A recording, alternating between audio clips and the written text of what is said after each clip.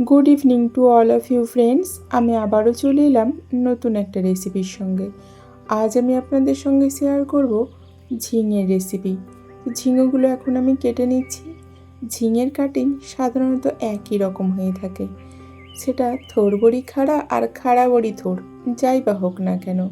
কারণটা হচ্ছে ঝিঙে অত্যন্ত নরম, খুবই জলীয়, সেই কারণে রেসিপির মধ্যে যাতে ঝিঙের অস্তিত্ব বুঝতে পারা যায়, তো সেই কারণেই ঝিঙেগুলোকে আমরা এইভাবে ঠিক লম্বা লম্বা বড় বড় করে কেটে থাকি।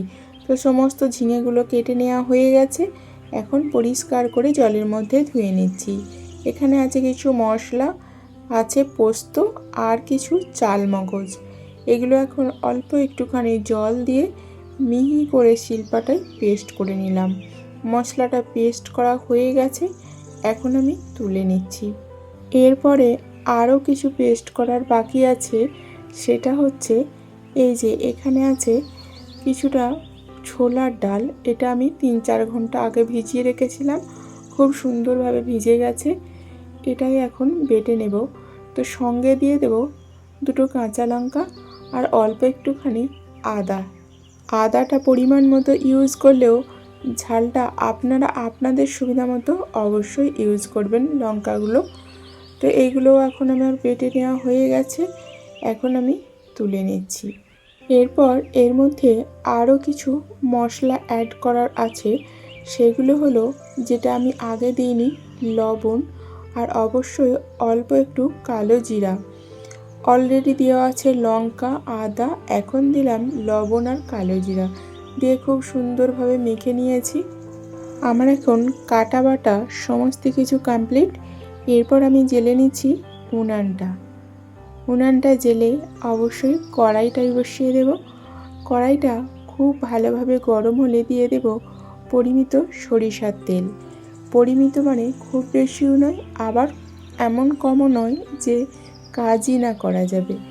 কড়াইটা ঘুরিয়ে ঘুরিয়ে তেলটা লাগিয়ে নিলাম, যাতে বড়াগুলো এখন ভাজবো আটকে না যায়। তো বড়াগুলো এইভাবে ছোট্ট ছোট্ট করে হাতে করে গুটি পাকিয়ে পাকিয়ে দিয়ে দিলাম। অবশ্যই উনানের আঁচটা খেয়াল রাখতে হবে যাতে বড়াগুলো জ্বলে না যায়। নিচের দিকটা অল্প একটুখানি শক্ত শক্ত হয়ে গেলে উল্টে দিলাম, নাড়াচাড়া করে লাল লাল করে ভেজে আমি তুলে নিলাম। 2 বারে আমি সমস্ত বড়াগুলো ভেজে নিলাম, কারণ এখানে অল্প তেল দেওয়া হয়েছে, তাই 2 বারে ভাজতে হলো। অনেক তেল হলে একেবারেই হয়ে যেত। বড়াগুলো লাল লাল করে ভাজা হয়ে গেছে। এখন যে তেলটা এক্সেস আছে ওই তেলের মধ্যেই ফোড়নে দিলাম কালো জিরা। এরপরে দিয়ে দেব 3টে বড় সাইজের পেঁয়াজের কুচি। এরপরে দিয়ে দেব কয়েকটা চেরা কাঁচা লঙ্কা। এরপর এগুলো এখন কিছুক্ষণ নাড়াচাড়া করব, যতক্ষণ না কালারটা চেঞ্জ হয়ে যায়। এখন দিয়ে দেব আলুগুলো দেওয়ার পর আবারও বেশ কিছুক্ষণ কষিয়ে নেব, যাতে পেঁয়াজের সঙ্গে আলুগুলো ভাজা ভাজা হয়ে যায়। আলুরও কালারটা অনেকটাই চেঞ্জ হয়ে যাবে। এখন দিয়ে দেব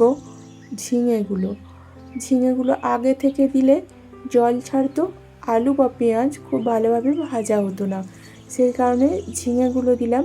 ঝিঙেগুলো দেওয়ার পরেও আবারও বেশ খানিকক্ষণ কষিয়ে নেব। এরপরে আমি এর মধ্যে দিয়ে দেবো এখন অবশ্যই পরিমিত লবণটা আগে দিলে ঝিঙে কিন্তু জল ছেড়ে দিত, তাহলে ঝিঙেটাও ভাজতে কিন্তু অসুবিধা হতো। এখন দিয়ে দিচ্ছি পরিমিত হলুদ।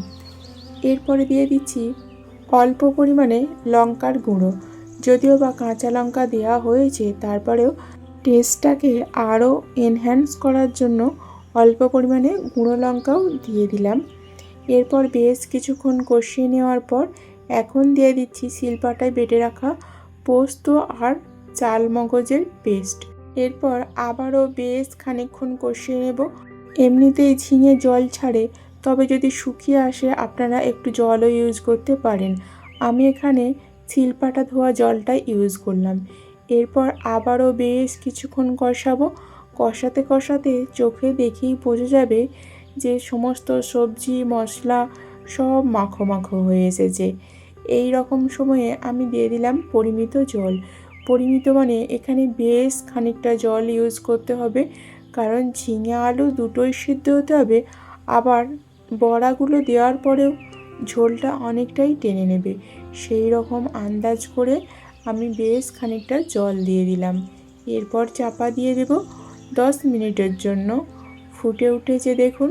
এখন আমি একটু নাড়াচাড়া করে দেব, সেই সঙ্গে কনফার্ম হয়ে নেব যে আলু বা ঝিঙে দুটোই প্রপারলি সিদ্ধ হয়েছে কিনা।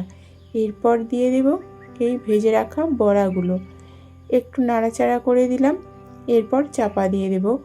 খুব মিনিমাম আঁচে 5 মিনিট বসিয়ে রাখলেই বড়াগুলো ঝোলটা টেনে নেবে। 5 মিনিট পর খুলে দেখি চলুন।